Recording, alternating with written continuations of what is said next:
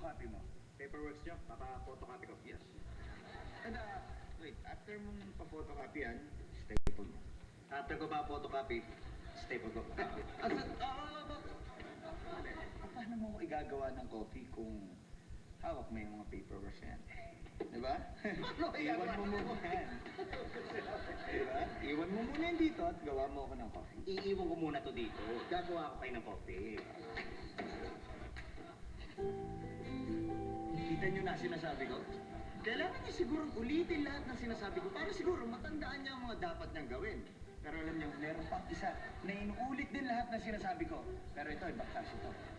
Ang style nito, patanong naman. Manuel! Manuel! Manuel! Sino? Yes, Manuel, busy ka ba? Wala ka nang ginagawa? Busy ako lang. Wala akong ginagawa.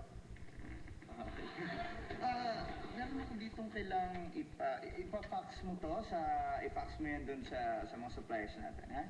Ipa-fax ko to sa mga suppliers natin.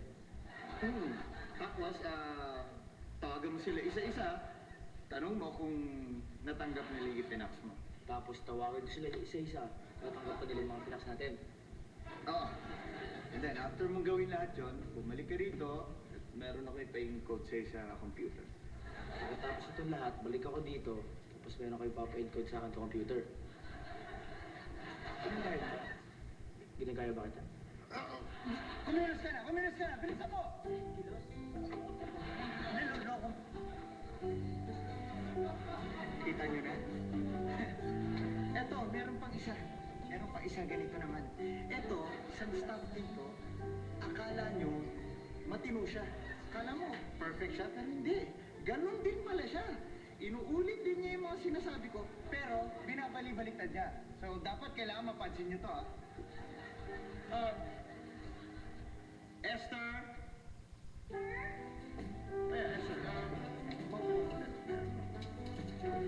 Esther, yung staff mo, naguguluhan ako kasi ginagaya ko. Paulit-ulit ang sinasabi. Tapos, yung isa naman, inuulit din yung mga sinasabi ko, pero patanong naman ang style. Yung isa po, patanong ang style, tapos inuulit-ulit yung mga sinasabi nyo, naguguluhan po kayo dun sa staff? Na-stress ako pagka gano'n eh. Yung inuulit-ulit yung mga sinasabi ko. Ayoko nun.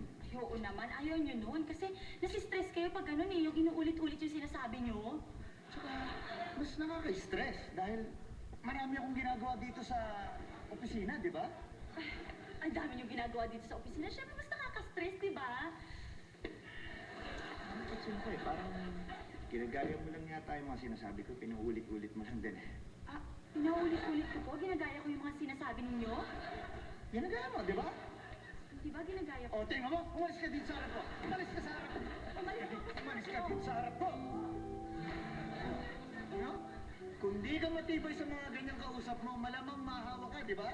Kung di ka matibay, talaga mahawa ka dahil yung pagsasalita, paulit-ulit eh. Mahawa ka dahil paulit-ulit, inulit na nga, paulit-ulit pa, di ba? Di ba, paulit-ulit na ba ako? Paulit-ulit na ako. Oo, muulit ka yung sinasabi. Ulit-ulit.